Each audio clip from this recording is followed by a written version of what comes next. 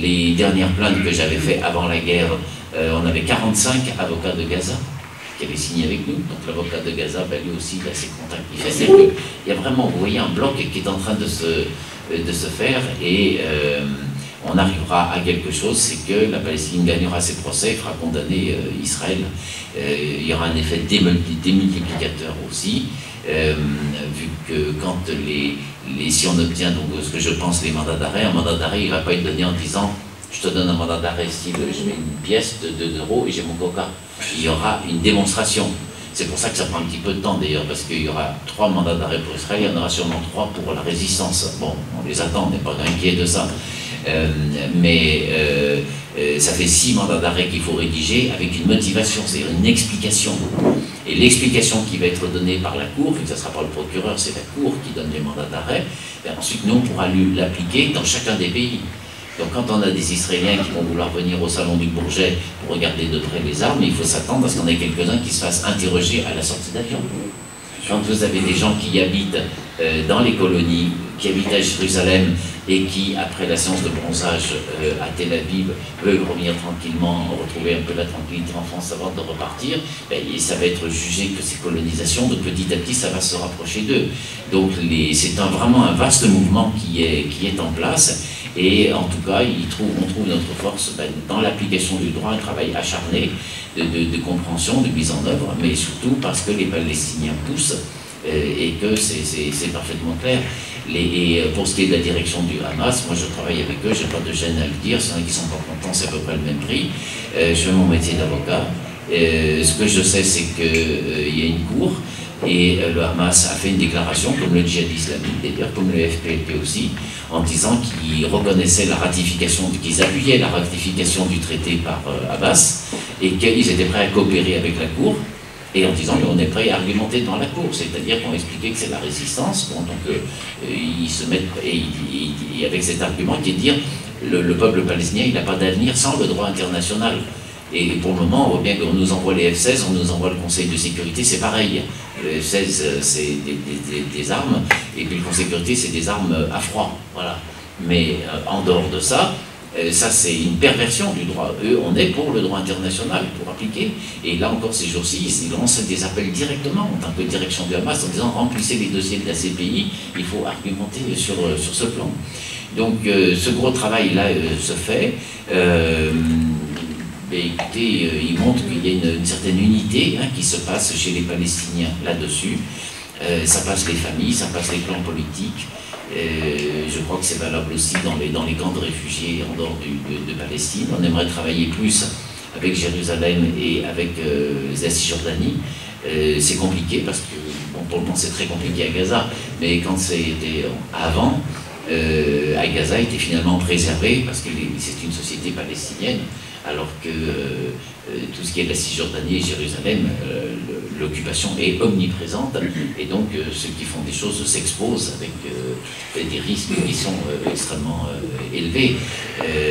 Malgré tout, ils sont persuadés que c'est par le droit que ça peut progresser, et on voit la fébrilité du côté israélien, avec les cris, les attaques sur la cour. Enfin, je ne sais pas, vous imaginez quelqu'un qui passe au tribunal en France, n'importe où, et qui commence, il va passer au tribunal dans 3 jours, et qui dit mais le juge est un raciste, un enfoiré, il est compromis, de toute façon sa décision, déjà si je m'assois dessus, elle n'a aucune valeur, il est nul, il ne comprend pas le droit, vous dites mais qu'est-ce que c'est ce mec-là? Et ça c'est l'attitude d'Israël. Et l'attitude des résistants palestiniens, c'est de dire, nous c'est le droit international, il faut coopérer avec la Cour, si la Cour dit qu'on a dépassé, on aura dépassé, on verra bien. Voilà, ils assument complètement. Donc ça fait vraiment une très grosse différence entre les deux, et ça fait un ensemble que je qualifie quand même de très rassurant, et qui laisse passer un message dans le monde entier, tout ce qu'on devra un jour ou l'autre, dans chaque pays, de nos libertés à la lutte des Palestiniens. Vraiment, on peut leur rendre hommage.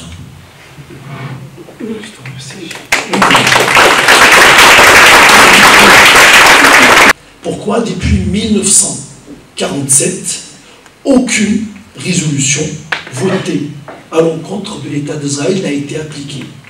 Pourtant d'autres, prends l'exemple de celle contre l'Irak, lorsqu'il a occupé le Koweït, en moins de 48 heures, il y avait une coalition internationale. Pourquoi cette impunité totale aujourd'hui? Pourquoi ce mépris total pour le droit international, pour les instances internationales? Est-ce que c'est parce que les lobbies israéliens dominent par le monde, partout dans le monde, de telle sorte qu'on n'ose pas lever le petit doigt. Mais moi, je répondrai, chacun a son idée là-dessus, hein, donc il y a des points de vue. Moi, je vais faire une analyse juridique, et c'est comme mon métier. Mais pour te répondre, moi, je remonterai à 1917. C'est-à-dire que à longueur de jour, et dans la plainte qui circule, si vous voulez, on peut la distribuer, hein, la plainte qu'on a déposée à la Cour le 9 novembre, c'est un document public, donc il fallait faire ramasser, parce que fait 30 pages déjà, ou 40, on ne peut pas non plus en faire 80, mais bref, malgré tout, je voulais qu'il y ait le développement historique, et la plainte, elle commence à 1917. C'est-à-dire que tous les jours, on culpabilise les Arabes par rapport à la cause juive. Et ça, c'est insupportable. C'est-à-dire que la Palestine, oui, mais il y avait Holocauste. Excusez-moi, quand même, on ne peut pas dire ça tous les jours. Et je pense même qu'il y a des leaders politiques, même qui sont soi-disant soutiens de la cause, qui enferment les Palestiniens dans cette espèce de jeu en disant oui, mais le CRIF, laissez le CRIF dans son coin. Qu'est-ce que c'est les Palestiniens, ils n'ont pas besoin du CRIF. Quand tu es à Gaza, qu'est-ce que le CRIF il te dit? Bon, donc il faut partir de l'histoire de la Palestine. Et l'histoire de la Palestine, ça commence en 1917, juridiquement, hein, je veux dire, parce qu'en Palestine, c'était une province de l'Empire ottoman. L'Empire ottoman était un empire cool, on le sait, c'est pour ça qu'il a tenu pendant longtemps. C'est-à-dire que tu étais à Alger, ça ressemblait à la société algérienne, tu étais en Irak, ça ressemblait à la société irakienne, tu étais en Palestine, ça ressemblait, et le Liban, et voilà, et donc en fait, il contrôlait, mais il laissait beaucoup de choses. Donc la Palestine, elle existait complètement sous l'Empire ottoman, avec les frontières qui sont les frontières extérieures, qui sont celles de maintenant, et avec une capitale qui était Jérusalem, comme maintenant. Il n'y avait pas de doute là-dessus. Et d'ailleurs, à ce jour, vous ne voyez aucun Libanais qui vous dit, tiens, je me demande si je ne suis pas palestinien. Donc, bon, ce qui fait qu'il y avait le peuple qui était là. Et puis, il y a...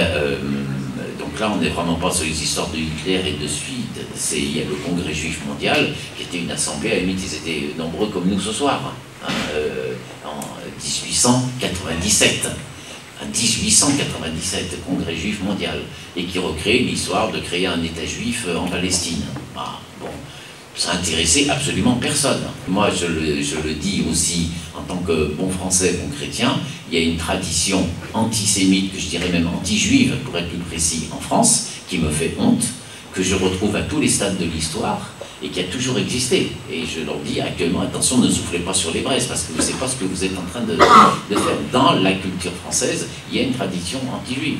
Et l'idée à l'époque que les juifs, ils aillent voir ailleurs, franchement, ça faisait consensus dans la société. Il faut dire les choses comme elles sont. On dit les crimes de Pétain, il les a pas fait comme ça, il les a fait parce que la France, elle appuyait. Bref,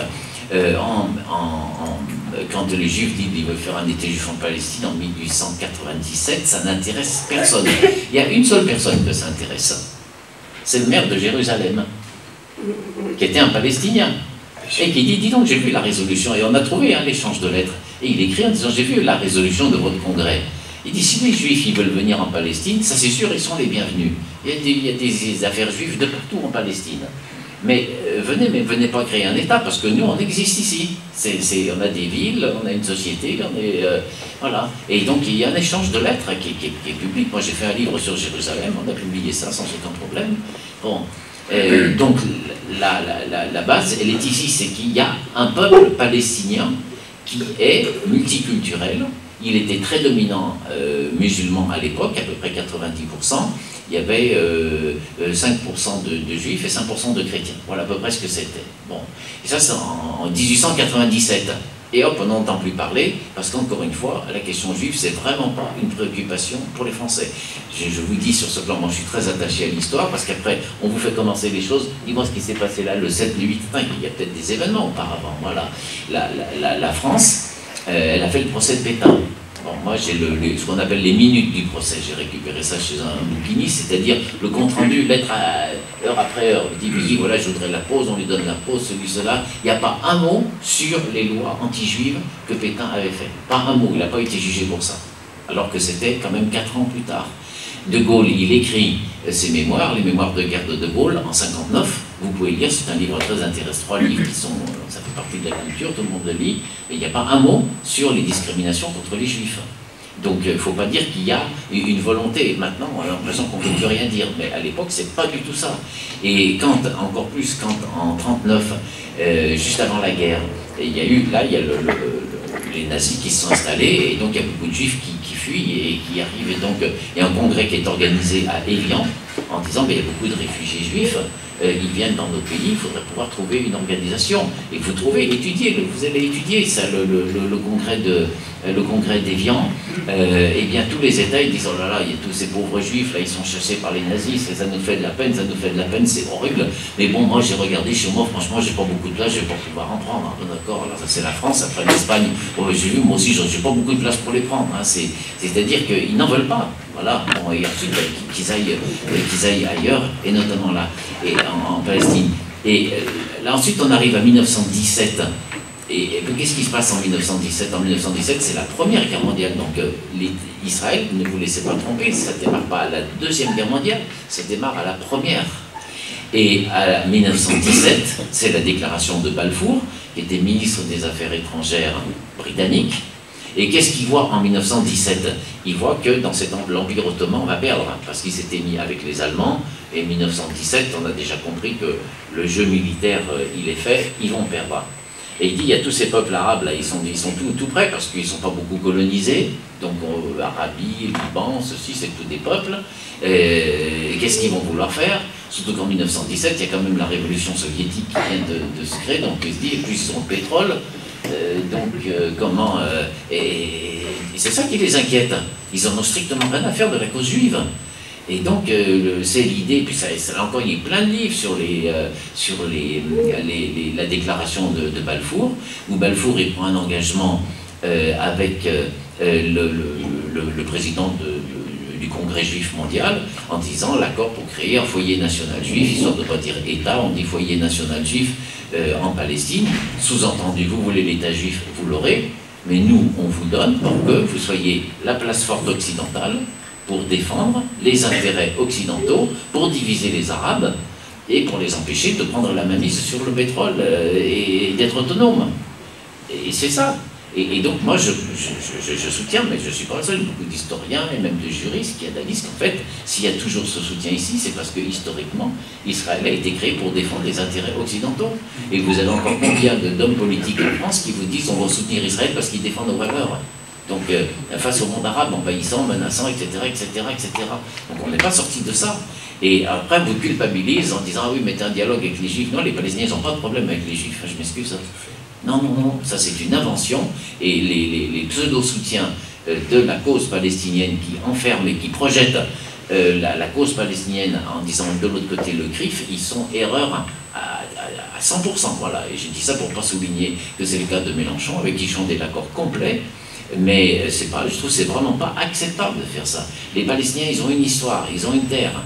Il y a eu ensuite un jeu occidental de créer un État, alors que ça ne se fait jamais, de créer un État pour les diviser, pour assumer du contrôle des populations. Ça, c'est ensuite un héritage. Donc, vu que j'ai pris l'engagement en 1917, ben, je vais le maintenir jusqu'au partage de 48. Voilà. Après, je vais soutenir ce jeune État, et ensuite, tu pars dans un engrenage. Et pourquoi il faut partir à 1917? Parce que moi, je fais le lien entre 1917 et le génocide que l'on a actuellement. Pourquoi? Parce que la base du génocide, c'est un petit peu comme la torture, mais c'est torture multipliée par 10. Et ça, vous lisez les livres sur la torture, vous lisez les témoignages de ceux qui ont été torturés, vous lisez les témoignages de ceux qui ont torturé. Ça passe toujours par la déshumanisation de la victime. C'est-à-dire qu'en fait, torturer quelqu'un qui me ressemble, c'est inimaginable. Sauf si on met de la drogue, si ceci, si cela, voilà, en excès. Mais à froid, je ne peux pas imaginer, quand la torture va durer pendant 6 mois, pendant 1 an, pendant 2 ans, que ce soit là pour la guerre d'Algérie ou pour ailleurs, où c'était un métier, hein, finalement, d'aller torturer, casser la croûte à midi, on revenait torturer l'après-midi. On peut pas le faire si celui qui est en face, vous regardez ses yeux, c'est comme madame, bon, ses yeux me parlent, vos yeux me parlent, c'est pas possible. Je peux y arriver que si celui qui est en face, je considère qu'il est sous-catégorie, et non seulement une sous-catégorie humaine, mais tellement dangereux qu'il est en train de m'attaquer moi-même. Donc, ce qui fait que là, la torture, elle devient possible, parce que je suis en train de torturer quelqu'un qui n'est pas comme moi, et qui en plus est en train de détruire la société, celle de mes enfants et autres. Voilà, donc on met ce schéma dans la tête, c'est-à-dire que la torture, elle marche que si la victime, on l'a déshumanisée. Quand vous avez 1917, la Grande-Bretagne, elle n'a rien à faire ici, hein. Elle est à Londres, la terre, elle est ottomane, et il y a des peuples qui s'appellent la Palestine, et la Syrie, etc., etc. C'est purement impérialiste. Bon, ils décident de créer l'État juif en Palestine. Ils vont nier, le jour où ils font ça, ils nient la réalité des Palestiniens. Donc en 1917, quand ici, il n'y a pas de sang qui a coulé ce jour-là. Mais c'est le début de la saignée. Parce que en 1910, attendez, on va prendre la France. Je sais pas, moi les Italiens, je les trouve plutôt sympas. Les Maltes surtout. Malte, c'est un peu petit. On va leur donner la Provence. Ben, la Provence, c'est des gens qui vivent, c'est. Oui, maintenant ils sont dangereux, ils sont pas comme nous, il y a un truc, il y a vu leur manière de faire, et ceux-ci vont détruire le pays. Ah bah oui, il a peut-être raison à ce moment-là. Et donc, ça passe vraiment par ce stade de détruire. Donc en 1917, il n'y a pas de problème pour créer un État juif en Palestine, parce que de toute façon, déjà palestinien égale moins que rien. Et ensuite, vous prenez toute la lignée qui arrive jusqu'au génocide, où maintenant on peut tuer les Palestiniens, parce qu'en bout de course, c'est pas leur place, donc il faut qu'ils dégagent. Donc moi, je vois exactement le même raisonnement juridique entre 1917 et 2024. Quelle est la guerre? Pourquoi nous on dépose plainte pour le génocide le 9 novembre? Des plaintes pour Gaza, je crois que j'en ai déjà déposé, à la CPI j'ai en déposé 7 ou 8. Et il y a eu très très souvent des demandes pour dire mettre génocide dedans. Et je me posais toujours en disant, attends, on va analyser, on est des professionnels, on n'est pas des exaltés, et si on dit un mot, il faut qu'on ait les preuves. Alors je regardais la définition de génocide, je me dis, oh, on n'y est pas, on n'y est pas, on n'y est pas. Bon, c'est pas, donc c'était déjà des crimes de guerre, c'est des crimes contre l'humanité, c'est assez grave. Mais quand on regarde ce qui se passe à compter du 7 octobre, le 7 octobre, dès le premier jour, il y a un hôpital qui est bombardé. Un peu, bon, il n'y a pas beaucoup de nouvelles ce jour-là, mais il y a un hôpital qui est bombardé. Le 8, il y a un deuxième hôpital qui est bombardé, il y a un journaliste qui est tué, il y a le centre de planning familial de Gaza qui est bombardé, alors que c'est la plus grande, en fait, le centre de planning familial, c'est la grande clinique de maternité de Gaza. Elle est bombardée. Et il y a 3 canalisations d'eau. Il y en a 2 qui sont bombardées. Et on a coupé l'essence pour la centrale électrique, ce qui veut dire qu'il n'y a plus que 3 jours d'électricité pour 2,3 millions de personnes. Non, mais dès ce moment-là, on se dit, mais attends, là, c'est plus une guerre comme les autres, celle-là. Parce que qu'est-ce qui arrive dans les canalisations d'eau? Au milieu des eaux, il y a des hommes grenouilles du Hamas qui sont en train d'envahir. Enfin, donc vous voulez assoiffer la population, lui empêcher l'hygiène, vous voulez lui couper l'eau, vous voulez ceci. Donc en fait, votre seul but, c'est de tuer la population. C'est de détruire son cadre d'existence. Quand on voit les meurtres d'enfants, et après les bombardements massifs, vous savez, les gens vivent en famille, donc on a ce problème de gens qui ont 50 décès dans une famille. Ils utilisent des bombes de 2000 livres, qui sont, ça c'est le problème de Biden ces jours-ci, mais lui aussi on s'occupera de son cas un jour ou l'autre, les bombes de 2000 livres, elles existent sur le marché c'est de vendre des armes. Mais on ne peut, c'est les plus grosses qui existent, après c'est la bombe nucléaire, mais on ne peut les utiliser que dans des zones non habitées. C'est-à-dire que, je ne sais pas, vous avez un champ, vous préparez les guerres, etc., etc. Voilà. Pourquoi? Parce qu'elles font de tels dégâts qu'en milieu urbain, c'est forcément disproportionné. C'est comme ça. Et les journaux américains ont fait des études remarquables sur ce plan. New York Times, Washington Post, CNN également, ils sont très très forts sur ces questions. Donc ils font des photos par hélicoptère, ils mesurent les cratères et ils vous font une carte de Gaza avec les cratères. Et en fonction du cratère, on détermine la bombe. Et il y a Jabalia, tous ces quartiers sont détruits par des bombes qu'il est interdit d'utiliser en zone. Donc si vous les utilisez en zone urbaine, c'est pas pour aller chercher un chef du Hamas, il ne faut pas raconter de l'histoire, c'est pour tuer. Voilà. C'est pour tuer, c'est pour détruire. Une habitation sur 2, elle est détruite ou endommagée à Gaza, 1 sur 2. L'électricité, tout est à refaire. Bon. Donc on voit à ce moment-là qu'effectivement, la cible, c'est pas du tout l'objectif militaire de dire on veut détruire le Hamas, ce qui ne veut rien dire entre parenthèses. C'est on veut faire passer le message aux Palestiniens tu dois partir d'ici. Quand on tue, pour les enfants, le chiffre pour les enfants, vous savez qu'il est incontestable. Hein, les statistiques du ministère sont très bien faites. La seule chose qui nous manque, c'est de connaître le nom de ceux qui sont encore sous les gravats. Mais quand il y a les bombardements, c'est dans des quartiers civils, vu la proportion des jeunes qu'il y a dans Gaza, on sait qu'un sur deux, c'est un mineur. Donc 30 000 morts, 40 000, peu importe. Peu importe les chiffres, mais la mécanique, elle est ici. Et vous n'avez jamais entendu un regret du point de vue israélien ou du point de vue des États-Unis, jamais un regret. Pourquoi? Parce que c'est le but. C'est-à-dire qu'en fait, moi je vois le cas de Palestiniennes que je connais. Il y en a une avec qui je suis très attaché parce qu'elle nous avait fait déposer plainte en 2009, la jeune Amira. Elle avait été en 2009 grièvement blessée à Gaza. Elle a perdu dans cette attaque, elle a perdu son père, son frère et sa sœur. Son père a été bombardé devant la maison vu qu'il avait ouvert la porte dans la nuit et paf, voilà, et donc il y a fait un cratère. C'est la nuit noire et les enfants sont sortis, ne voyaient rien du tout. Elle était un petit peu en retrait quand les yeux s'habillent d'obscurité, elle voit ce cratère et elle voit l'ombre de son père. Donc elle se projette pour aller vers lui. Vu qu'elle bouge, ça fait un deuxième repérage pour les caméras et blam, elle se prend une bombe qui va lui déchiqueter la jambe. Son frère et sa sœur vont courir à travers les ruelles pour aller vers une rue en se disant peut-être on trouve des secours, tu vois, qui est ici. Et entre les ruelles, il y a une petite place, je suis rendu sur place, j'ai vérifié tout ça, il y a une petite place. Dès qu'ils arrivent sur la petite place, les hélicoptères attaquent les deux enfants qui allaient chercher des secours, qui sont donc des grands terroristes. Et les corps sont tellement déchiquetés qu'on va même faire les funérailles de Amira en étant, parce qu'on ne peut pas reconstituer les corps. Et Amira, elle a pu rentrer dans la maison. Elle s'est mis la jambe dans un sac plastique pour faire comme un garrot. Ça lui a sauvé la vie. Elle a pu ensuite ramper pour essayer d'aller dans une autre maison toute la journée.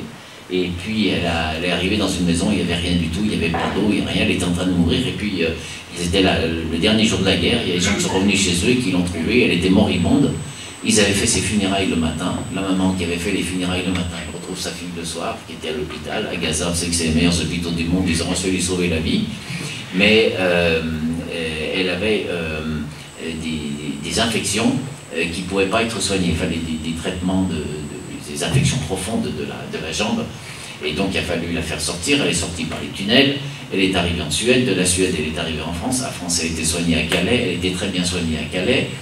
Et c'est une jeune fille, elle a 16 ans à l'époque, et elle savait qu'on avait fait des histoires en janvier à la cour pénale, elle avait suivi ça comme cela, et elle dit, avant de partir, je veux déposer plainte. C'est une petite fille qui a 16 ans, qui a vécu ça, et elle dit, moi, je veux leur dire que, donc je l'ai rencontrée, parce qu'évidemment, il fallait vérifier un peu ça, on l'a vu 2 fois, on a vu des interprètes et tout ce qu'il fallait, et elle disait, non, la résistance, c'est la résistance, c'est vraiment un discours, c'était très, très, très projeté, très construit, mais elle disait, moi ce qu'on veut, la résistance c'est la résistance, mais c'est la violence on est contre la violence, et elle nous avait même donné le slogan que la justice c'est la réponse à la violence, et donc on est allé déposer plainte avec elle à la cour pénale, et donc c'est la première palestinienne qui avait passé la porte de la cour. Et ensuite, elle est rentrée à Gaza, elle a été très, très, très admirée pour ce qu'elle avait fait. Il y a eu tout un mouvement chez les enfants. Il y avait, Amira, maintenant elle est mariée, elle a un petit gosse. C'est la 4e guerre atroce qu'elle rencontre. Et l'autre fois, elle voulait partir en Égypte. Si j'ai rien à faire en Égypte on va être maltraité, mais moi j'aurais sauvé ma vie. Et donc, si vous voulez, le génocide, il est là. C'est qu'on te dit, de toute façon, on ne respectera rien. Voilà. Tes gosses, ils vont naître. Tu me dis qu'ils sont en train de mourir de faim parce que la maman est tellement faible qu'elle ne peut pas allaiter, qu'elle meurt. C'est pas mon problème. Voilà. Les maisons, on les détruit, il n'y avait rien dans les maisons, on les a détruites. Voilà. L'agriculture, il y avait une espèce de zone qui faisait 100 mètres de large, qui était pour la sécurité. Elle est portée à 1 km, c'est tous les terres arables. Donc il n'y a plus les moyens de nourrir. Ils ont défoncé des terres arables comme cela. Peu importe, tout ce qu'on veut, c'est que vous croyez. Ils sont même allés attaquer dans les cimetières. On a 13 cimetières qui ont été attaqués. C'est-à-dire qu'on ouvre, on sort des corps et ceci en disant c'est des terroristes. Les corps, ils sont enterrés depuis 20 ans, depuis 30 ans. Ah, c'est des terroristes, on va vérifier. Donc même quand tu seras mort, tu ne seras jamais tranquille. Voilà. Et le génocide, c'est ça. Voilà. C'est-à-dire, c'est ce qu'on appelle le génocide par la destruction du cadre d'existence.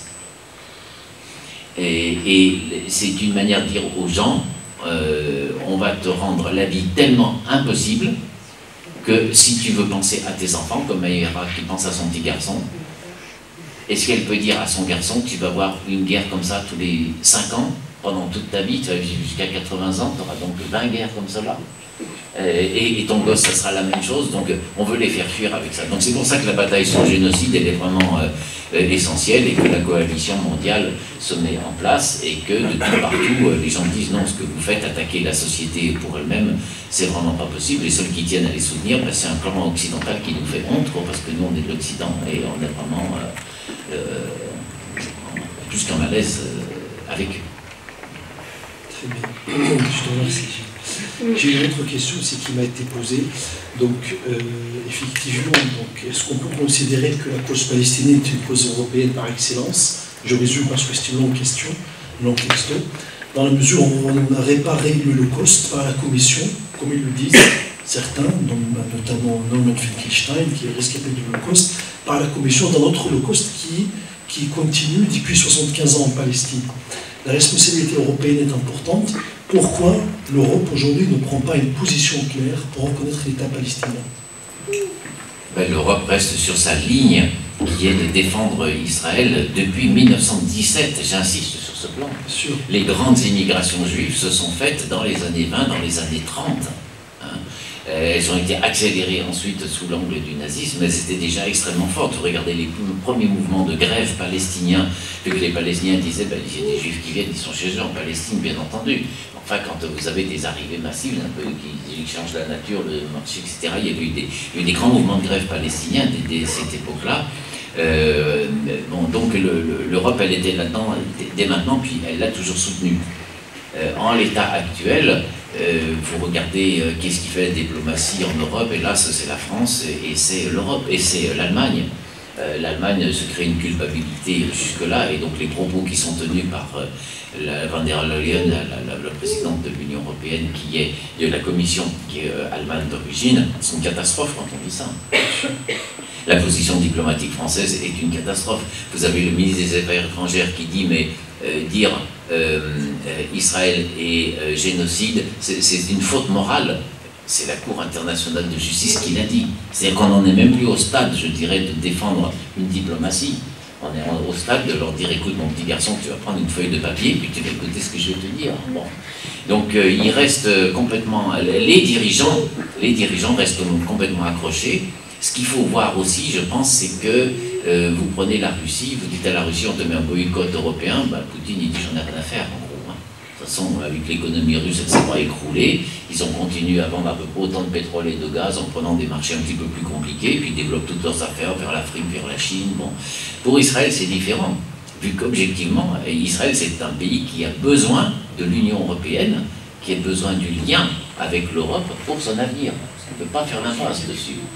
Et les dirigeants européens les soutiennent jusqu'au bout en disant mais si on prend du recul, ça peut être la chute d'Israël. C'est notamment la question des colonies et des produits des colonies que vous faites par le BDS, qu'on pourrait peut-être faire juridiquement. Si on applique, si on met les règles pour la Crimée et on les met pour les produits des colonies, ben on ruine les colonies. Parce que si les colonies, il n'y a plus d'accès au marché, si les colonies n'ont plus accès au marché européen, et si les entreprises européennes ne peuvent plus intervenir dans les colonies, vu que ce sont des vraies villes, c'est pas les subventions, c'est pas EPAC des États-Unis ou autres qui les font. Il faut du business local. Et le business, il n'exporte pas, il en exporte aux États-Unis, bien entendu, mais le gros marché, c'est l'Europe, quoi. Donc, effectivement, il y a une antériorité, hélas, de voir que l'Europe reste finalement dans la ligne de 1917, c'est-à-dire on a besoin de cet État pour diviser les Arabes et arriver à garder la main sur ce régime. Quand vous voyez en l'état actuel, de ce point de vue-là, ce plan qui est vraiment machiavélique, il est complètement réussi. Parce que quand vous voyez qu'est-ce qui reste de la cause arabe par rapport à la Palestine, alors la cause arabe des cœurs, oui, là elle est entière dans tous les pays où je peux aller, elle est fervente. Mais au niveau des dirigeants, vous finissez la phrase à ma place, hein, dans quel ordre, hein? D'accord. Vous prenez même les pays, il y a des pays qui ont... Le Maroc a signé un accord avec Israël, il n'a même pas dit, je le suspends, même symboliquement, vous voyez, je suspends l'accord. Même pas ça. Et d'autres.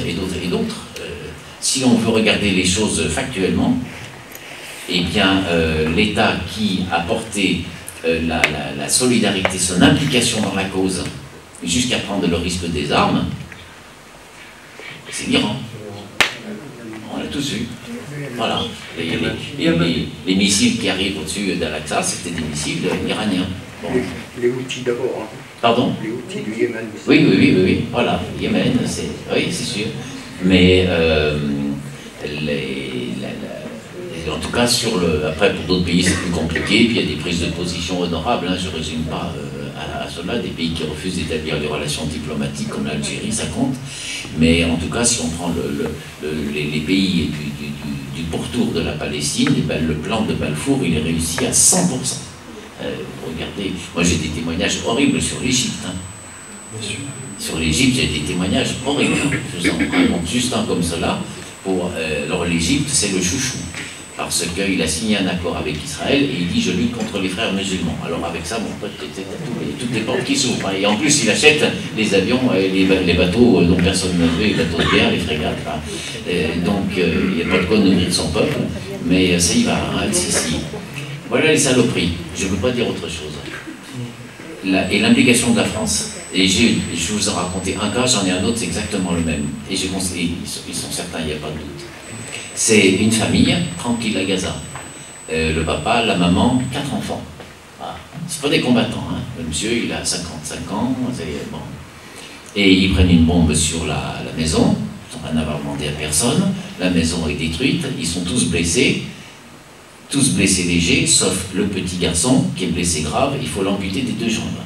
Bon. Donc il est pris en charge à l'hôpital à Gaza, où on fait l'amputation en urgence. Et ensuite, il y a des problèmes veineux, il y a des problèmes d'infection, il y a des problèmes nerveux, il y a des problèmes de remettre des prothèses. Et là, il n'y a vraiment pas ce qu'il faut à Gaza.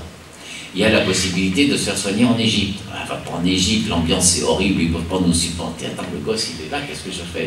Bon, et puis ça coûte cher, parce que c'est 5 000 pour passer. Mais c'est 5 000 le ticket de passage, hein, c'est tout, c'est pour passer la porte. Hein. C'est-à-dire quand vous avez passé la porte, vous vous dites, ben, maintenant, un verre d'eau, il faut le payer. Hein. Et puis vous n'avez pas intérêt de rester à Rafah, il faut vite partir, donc c'est beaucoup plus de 5 000.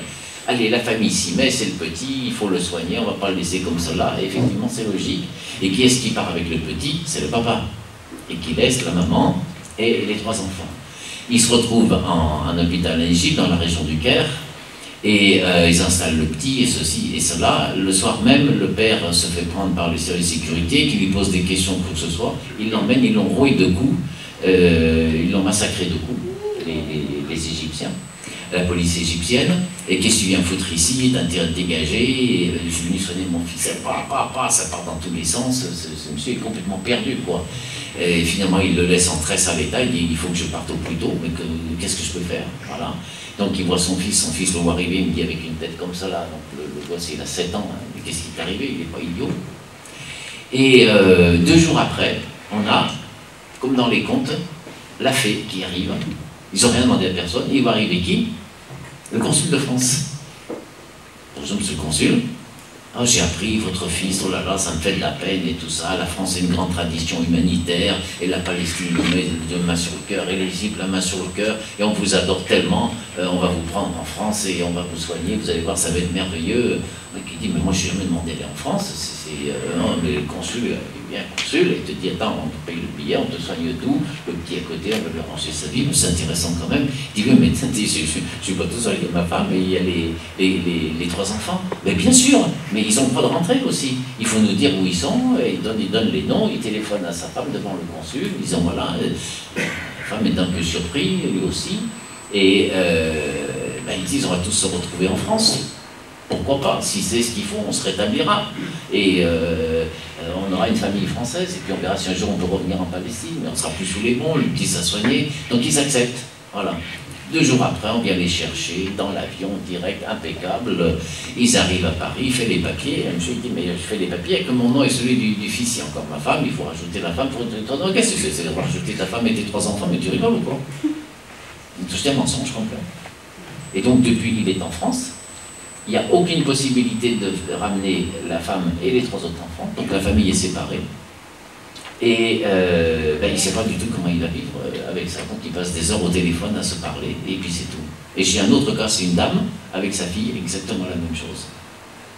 Vous voyez, on dit le crime, mais le crime, c'est des scènes.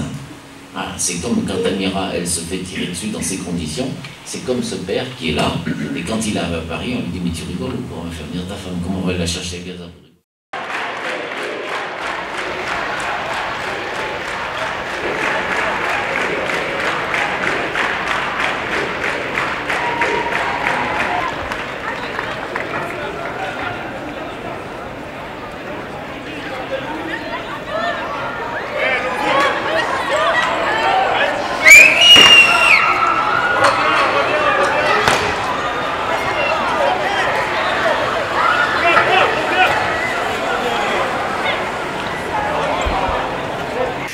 Pourquoi autant de répression pour les soutiens à la cause palestinienne? C'est-à-dire pourquoi autant pour un pays qui se dit le pays des droits de l'homme, autant de violations de droit international, parce que bien que la Cour pénale internationale a considéré qu'il y a des soupçons de crimes de guerre, donc il faut stopper d'envoyer des armes.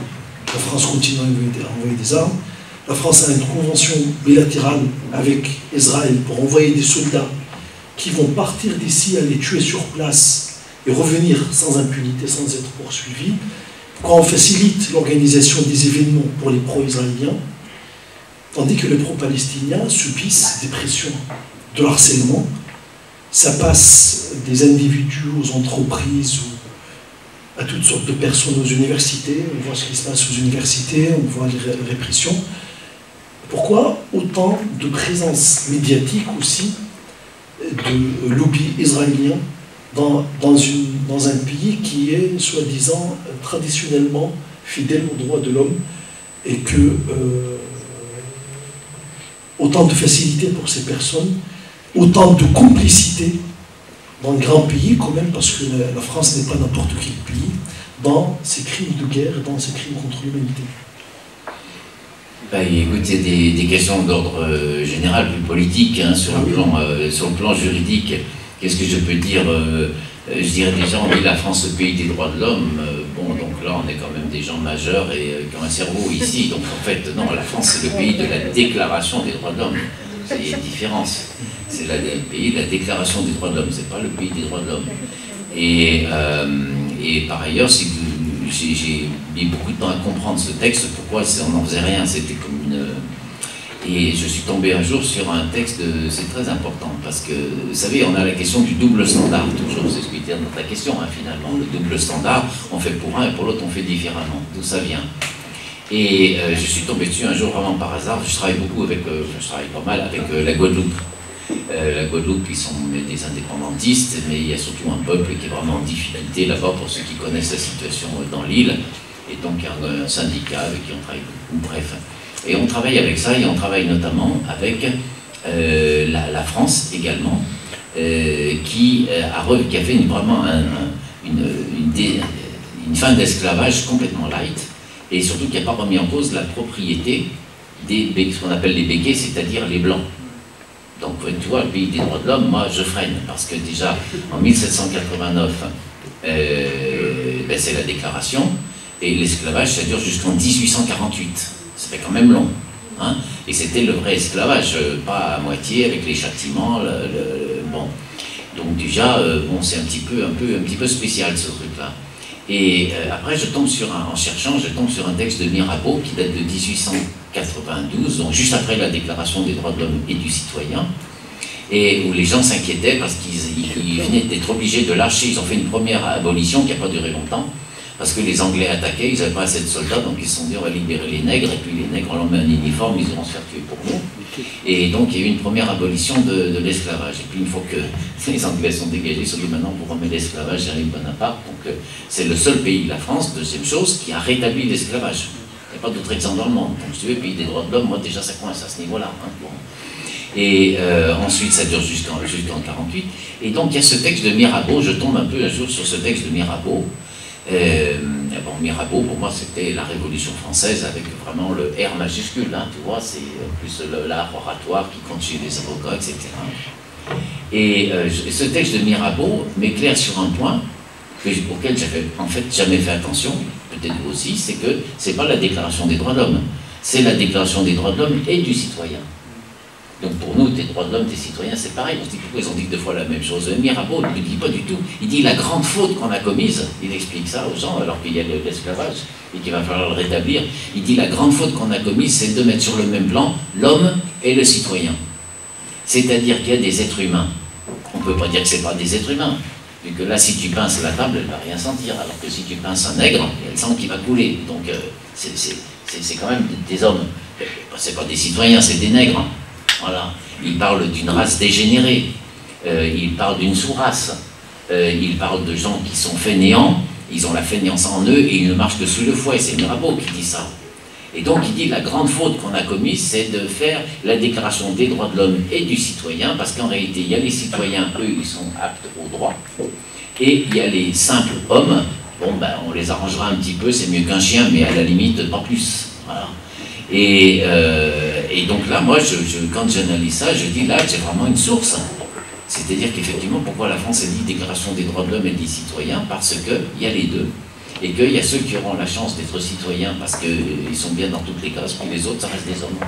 Et donc, on en tient un peu compte, mais finalement, pas tant que ça. Et je suis persuadé que c'est ce qui domine, c'est ce qui fait ensuite qu'il y a toujours cette facilité avec laquelle on considère que les droits qui sont pour les uns ne sont pas des droits pour les autres.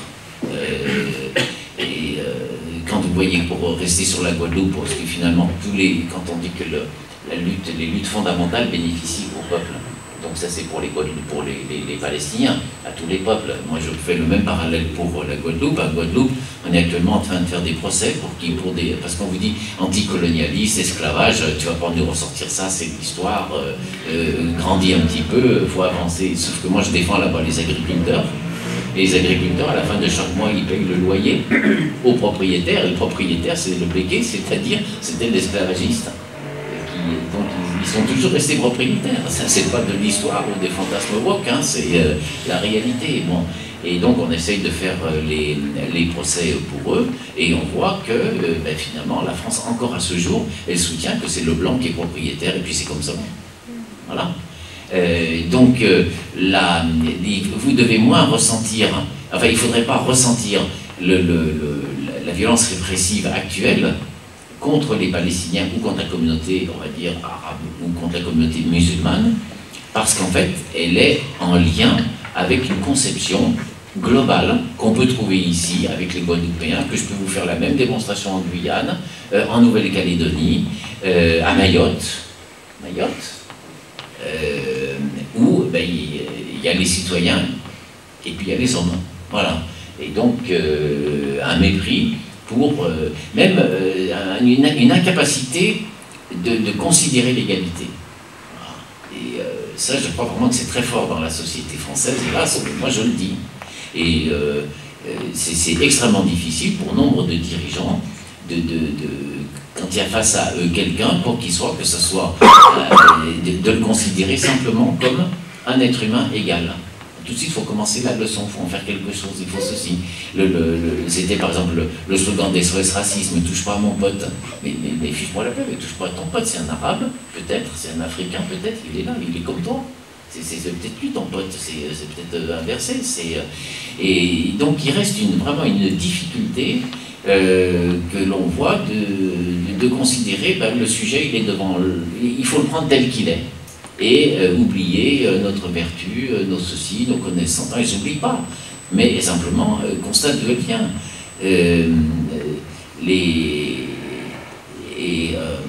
Donc cette situation actuelle, moi je lui trouve, il y a la question palestinienne en propre, mais je lui trouve quand même des relents beaucoup plus profonds.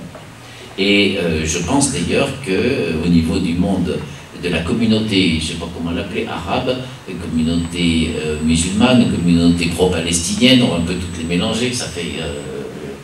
je crois qu'il y a vraiment besoin, et c'est bien de faire des réunions comme cela, mais un véritable, je vais presque dire, une université libre du droit, quelque chose comme cela. Parce que il faut que la communauté arrive à avoir cette connaissance. Bon, c'est pas facile avec tout ce qu'il y a à faire. En plus, on ne l'apprend pas immédiatement. On fait vanter des lois, des ceci, donc il faut prendre de décrypter l'information, il faut trouver des bases justes, il faut ceci. Mais je pense sincèrement qu'il y a un véritable travail de formation personnelle, intellectuelle. Ça veut dire aussi de faire des livres, de faire des vidéos simples que les gens peuvent capturer en fonction de leurs organes, dans leur journée de travail et que ça soit adapté pour arriver à construire sa propre pensée et être en mesure d'analyser ce qui se passe et notamment la violence de la société française. La société française, elle a su faire le château de Versailles. On est tous d'accord que c'est une merveille, le château de Versailles. Mais le château de Versailles, il a été financé par quoi? Par l'or qu'on a trouvé dans le Limousin et les pierres précieuses qu'il y avait dans la région parisienne. Pas du tout. Le château de Versailles, il a été financé par l'esclavage. Et est-ce que vous... Ben oui, Louis XIV était le grand maître de cela. Le fameux Code noir, c'est Louis XIV qui l'a signé, et ça a duré plus d'un siècle. Et la France faisait le tiers de son chiffre d'affaires sur les Caraïbes. Le tiers. Et on reprenait, et quand les bateaux repartaient, ils partaient de Bordeaux, de Nantes, ils n'allaient pas chercher des cargaisons en Caraïbes. Ils allaient d'abord en Afrique, récupérer de nouveaux noirs, des hommes, des femmes, qui étaient mis dans des conditions absolument horribles, la traite, qu'ils amenaient, ensuite ils les vendaient, ils arrivaient, et en Afrique, il faut les rentabiliser, donc ils vendaient les produits qu'ils fabriquaient. Voilà. Ensuite, le bateau, donc il livrait la quincaillerie, il chargeait les nègres, et on partait dans les Antilles. On dit, on vend les nègres, on fait un deuxième marché, et ensuite on prend le tabac, le sucre, les épices, et ceci, et cela, et on rentre et on vend ça, un troisième marché. Et donc c'est ce qui a permis le financement de toutes nos villes qui sont si belles, quoi. Donc il y a vraiment un travail de connaissance à faire pour mesurer à quel point la France s'est construite. Moi, je ne renie pas l'histoire, je ne renie rien de la littérature, j'adore tous les auteurs, je suis prêt à tout étudier, j'ai pas de problème avec ça, mais il ne faut pas prendre pour un débile profond, vous comprenez? C'est les crimes que la France elle a fait en Algérie pendant la colonisation, c'était des crimes contre l'humanité qui n'ont jamais été jugés. Voilà, c'était des massacres, des gens qui étaient enfermés dans des grottes, enfumés, etc. C'était vous prenez quelqu'un, des cultures qui étaient brûlées, c'est ce que fait Israël maintenant, ils brûlaient les cultures en disant quand ils n'auront plus rien à manger, ben, ils crèveront. Voilà, on dit les Arabes viennent envahir la France, mais quand la France vient en 1830 à Alger, c'est bien pour envahir l'Algérie. Et elle ne vient pas en disant je viens faire les travaux que les autres ne veulent pas faire. Hein. Elle dit je viens de prendre ton fric, je viens de tout ceci. Donc il faut assumer cette violence absolue de la France qui lui permet d'avoir son rang. C'est pas la seule. Hein. Vous prenez l'Allemagne qui a fait également ses génocides en Afrique, la Grande-Bretagne avec la reine là, qui était toute souriante, toute mamie, avec son air de mamie gâteau, qui était une vieille garce absolue de la colonisation, donc ils faisaient des massacres et puis après ils amenaient la reine. Non, c'est des pays vraiment... la violence que l'on voit maintenant, elle a des racines très profondes. Ces racines sont dans le mépris de celui qui n'est pas exactement comme toi. Moi, je croyais que tu étais proche de la reine d'Angleterre, mais jamais d'apprendre quelque chose. Bon, en tout cas, c'est vrai que voilà, par rapport à la colonisation française en Afrique, c'est déjà des années historiens africains qui évaluent le chiffre de nombre de morts en Afrique jusqu'aux années donc dû à l'occupation française, jusqu'aux années 90 à 90 millions de morts. 90 millions de morts. Donc c'est un prof, notamment Ibrahim Ba, prof d'histoire à la fac d'Aix-en-Provence et à la fac de Dakar. 90 millions de morts. Mais pour revenir à la cause palestinienne, parce que si tu reviens à la cause algérienne, là on n'est pas sorti jusqu'à demain matin. Oui, mais je reste encore pas la cause. On comprend l'une si on s'éclaire par les autres. Exactement, exactement. Mais bon, on n'apprend jamais de ses erreurs, parce que la France, elle aurait pu apprendre aussi de ses erreurs dans l'occupation. Ils n'ont rien appris, parce que tu parlais du cas des Français qui vont sous l'uniforme israélien. Tout à fait. Bon, on a déposé plainte, j'ai déposé plainte contre un cas, vu que là on avait des bons éléments de preuve, et on a déposé plainte là pour un soldat qui avait filmé, qui avait filmé ce jeune Palestinien qui descendait du camion en disant regardez, il s'est pissé dessus, on l'a frappé de voir son dos, enfin, il filmait son dos, c'était horrible. Après, il les filmait quand tous les Palestiniens sont par terre, puis à côté, il fait le mastar en marchant à côté d'eux, en les insultant. Après, on les revoit dans le bus des prisonniers où ils partent vers un sort abominable. Et il y a la musique à fond, des musiques enfantines, vous savez, c'est la torture psychologique. On met une comptine infantile avec un fond et tu loues des heures, et ils sont tous comme ça, la tête baissée, les yeux fermés, ils doivent se tenir. Enfin bon, tout ça c'est de la torture, c'est pas de la complicité, c'est pas de l'apologie, c'est de la torture. On a déposé plainte pour torture contre ce monsieur, le parquet de Paris a l'air de dire que la plainte, elle tient, on verra bien. Eh bien, si on regarde, c'est pour ça que les causes sont liées, et que si on prend l'événement d'hier, on ne va pas comprendre. La dernière fois qu'il y avait eu des plaintes contre des militaires, c'était en Algérie, et c'était des militaires français qui torturaient des Arabes. 50 ans, à 60 ans après, on retrouve des militaires français qui torturent des Arabes. Donc, eh oui, il n'y a pas eu d'autre cas entre-temps. Donc, il y a vraiment un blocage sur cette idée de ne pas considérer l'arabe ou le noir comme un autre, comme un alter ego, qui est un problème qui fait des ravages. Donc pour le moment, au niveau du pouvoir, on bloque de tous les côtés. Donc moi je vous conseille, franchement, je conseille à personne de foncer face à un bus, hein, parce que le match, vous n'allez pas le gagner. Donc on se met aux abris pendant quelques temps, on élargit le cercle des convictions autour de soi, on renforce sa culture, et puis on essaye de passer et de développer toute cette connaissance partagée. Mais il y a des ressorts profonds, et s'il y a une violence, en tout cas un systématisme dedans, c'est vraiment que le pouvoir sait qu'il joue énormément sur ce plan. Et moi je pourrais faire le lien avec Mayotte, hein. C'est des gens des Comores ici, mais les Comores, il y a soi-disant tant de problèmes à cause des étrangers, vu qu'à rétablir le droit du sang. Les Comores sont une terre, Mayotte est une terre des Comores. Et la France, elle viole le Conseil, elle viole toutes les résolutions de l'Assemblée Générale de l'ONU en disant les Comores de tout temps, c'est 4 îles, et vous en avez pris une, par un référendum, qui n'a aucune valeur en droit. Mais la France, elle est au Conseil de sécurité, les Comores sont un petit pays, et donc la France, elle est exactement dans la situation d'Israël aux Comores. Elle est même plus parce qu'elle a installé son préfet et tous les services d'État, alors qu'Israël le laisse par la police, par l'armée et la diplomatie.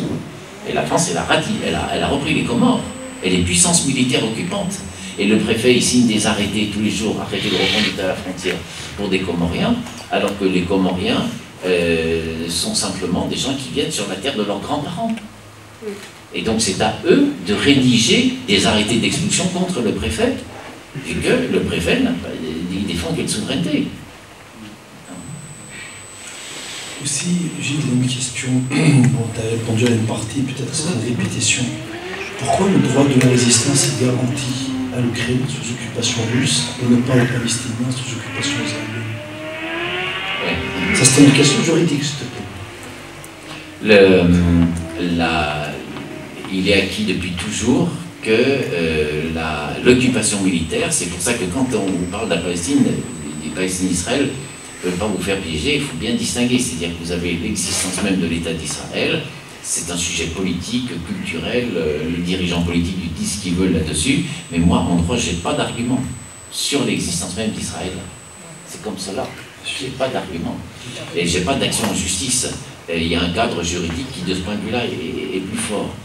Et les États, personne ne demande la destruction d'Israël en droit, il n'y a pas de moyen de le faire. Par contre, donc moi je cite toujours, attention, nous parlons des territoires occupés. Voilà. Donc c'est complètement différent, et vu que c'est des territoires occupés, à partir de là, il y a une argumentation qui est à développer de manière systématique. Donc l'occupation militaire légitime la résistance. C'est-à-dire que la résistance par rapport à Israël, ça ne veut rien dire. Et celui qui se laisse piéger là-dessus, il n'est vraiment pas bon dans un tribunal. Parce que ça ne veut pas dire, c'est comme ça. Mais la résistance armée face à l'occupation militaire, oui. elle existe depuis toujours dans la jurisprudence internationale, elle existe dans le protocole dans le premier protocole de 1977 à la Convention de Genève. La Convention de Genève était un petit peu ancienne, on les a dépoussiérés, et donc le droit des groupes armés à résister à l'occupation militaire, il est mis noir sur blanc. Voilà. Et également, autre chose à savoir qui est certain, c'est qu'en revanche, et là aussi ça vous montre la gravité de la position française, dire qu'Israël a un droit de légitime défense vis-à-vis du peuple palestinien, non, ça a été jugé, enfin c'est contraire au raisonnement, vu qu'ils sont puissance militaire occupante. Et ça a été jugé en toutes lettres par la Cour de justice, la Cour internationale de justice en 2004, sur l'avis du mur, où la Cour a jugé qu'Israël ne peut pas invoquer, il construisait le mur. Et Israël disait, je suis obligé de faire le mur, c'est ma légitime défense. Vu qu'il passe, il vient de faire des attentats à Jérusalem. Il m'a dit, mais peu importe qu'il vienne de Jérusalem, vous êtes puissance occupante, et en tant que puissance occupante, vous n'avez pas de droit à la légitime défense. C'était jugé par la Cour. Donc ensuite, il reste la résistance armée. La résistance armée, elle existait de partout, de tout temps. Et la résistance armée doit respecter, alors non pas le terrorisme, parce que l'antiterrorisme, parce que c'est une notion juridique qui, en fait, elle est très forte en droit national, mais au point de vue international, elle est très faible. Et notamment, pour vous dire le décalage de débat en France et le débat réel, la Cour internationale de justice, elle s'est prononcée 3 fois sur, déjà, sur le génocide en cours, 2 fois la requête de l'Afrique du Sud, 1 fois la requête du Nicaragua, et il y aura bientôt une 4e au nom de l'Afrique du Sud qui a engagé un nouveau recours pour bloquer l'attaque à Rafah. Et chaque fois, la Cour, elle s'est prononcée, il n'y a pas le mot terrorisme dans son mot, hein. Il y a un conflit armé, hein. Il ne dit pas terrorisme. Et quand vous prenez le statut de la CPI, c'est pour ça que la statut de la CPI elle est peut-être compliquée, mais enfin on est des professionnels du droit, on ne fait pas n'importe quoi. Le mot terrorisme, il n'existe pas à la CPI. Donc il y aura des mandats d'arrêt contre les dirigeants du Hamas, certainement pour les prises d'otages, vu que ça c'est un crime qui est reconnu par la Cour, ils se défendront, mais ils ne risquent pas d'y avoir de mandat d'arrêt pour terrorisme. Et là, il n'y a aucun juge ni aucun procureur de la Cour qui peut vous dire Hamas est terroriste, parce que le mot terroriste, il n'est pas dans les statuts. Et sur le terrorisme, je vais vous raconter une petite scène, parce qu'on aime bien raisonner aussi par des exemples. Ça montre comment le mot est compliqué à utiliser. Et je ne dis pas que les attentats terroristes n'existent pas, mais je dis, attendez, il faut quand même bien voir. Je vous raconte une scène.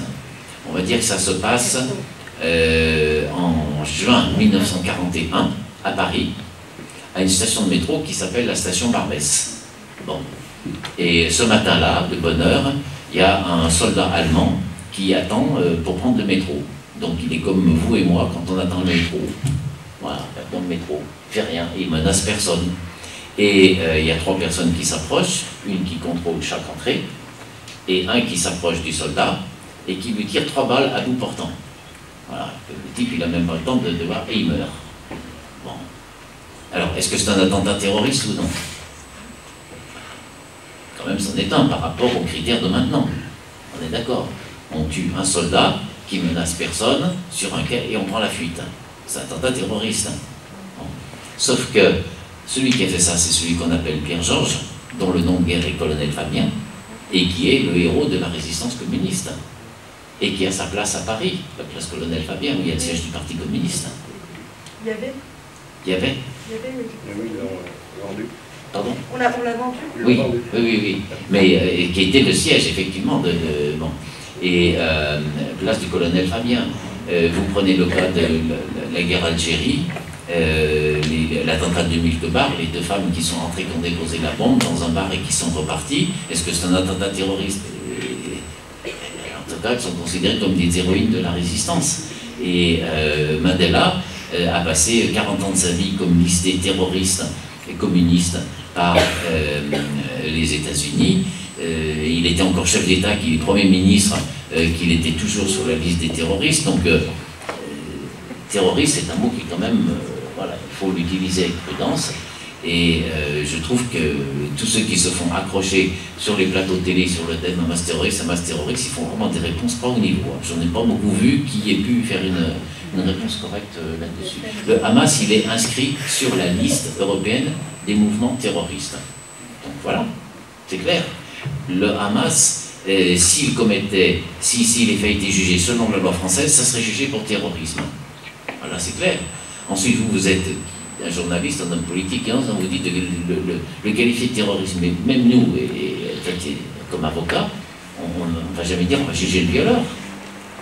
On vient juger le viol. Donc le fait de qualifier quelqu'un, c'est pas du tout dans une méthode juridique sérieuse. La personne, elle est coupable de viol, elle est coupable d'assassinat, elle est coupable de trafic de drogue. Mais la Cour lui dit pas, monsieur, vous êtes un trafiquant, vous êtes un violeur. Elle lui dit, t'es jour, t'as commis un viol, t'as commis un trafic. Donc, aller persécuter les gens en disant qualifie-le, lui, non, il a pu commettre des actes, il faut voir ce que sont ces actes. Voilà. Mais les actes, il faut les apprécier aussi par rapport au droit international, qui laisse une petite part au terrorisme, mais qui s'en méfie beaucoup, et spécialement le statut de la CPI, c'est pas le Hamas qui l'écrit, hein, le statut de la CPI. Pourquoi? Parce que le mot, il est fait, dès qu'il y a quelqu'un qui ne veut pas, c'est un terroriste, puis voilà. Donc, il faut quand même pouvoir raisonner sur ces questions, et je vois aussi là aussi beaucoup de pseudo-supporters qui se dégonflent complètement sur le sujet, ou qui ne se renseignent pas à l'avance, et qui disent oui, voilà, mais qu'est-ce que je vous dis? Actuellement, le Hamas, il fait 80% des voix en Palestine, c'est vrai ou c'est faux? Tout le monde le sait. Mais vous dirigez que les responsables de Hamas, ils sont les premiers à savoir qu'il n'y a pas 80% d'islamistes en Palestine. La preuve est qu'ils se battent pour mettre sur leur liste des gens à faire sortir Marwan Barghouti. Si Marwan Barghouti, qui était un Fatah, enfin une branche militaire de Fatah, lui c'est pas un islamiste, hein, ça n'arrive pas. S'il est libéré, Marwan Barghouti, le lendemain il est le patron. Il n'y a personne qui lui résiste. Et le Hamas il est passé de 80% à 20%. Pourtant ils se battent pour le faire libérer. Voilà. Pourquoi? Parce qu'il y a besoin de dirigeants qui ressemblent au peuple. Et c'est les dernières élections qui ont lieu en Palestine, les seules qui se font, elles se font sur les campus universitaires. Toutes les autres ont été suspendues. Regardez les campus universitaires. Les dernières élections qui ont eu lieu, on regarde le résultat à la faculté de Ramallah qui s'appelle Birzeit. C'est une petite faculté, j'y suis allé, une petite faculté bourgeoise, c'est mignon comme tout, on croit presque que c'est un camp de vacances, tellement c'est bien arrangé, des jolis bâtiments, et la vie, et les jeunes, et on se croirait à Paris, c'est même chose. Quand il y a des élections, le Hamas, il a fait 90% des voix. Mais il n'y a pas un seul islamiste. Ça n'a rien à voir. Simplement, il y a quelqu'un qui dit, moi je dis non, et donc je m'oppose. Alors quand la France dit, je veux garder, il faut résoudre ce problème, mais je commence à dire à 80% de la population qui ne pas que c'est des terroristes, je ne peux pas les reconnaître, ben, l'influence de la France, elle est là. Voilà.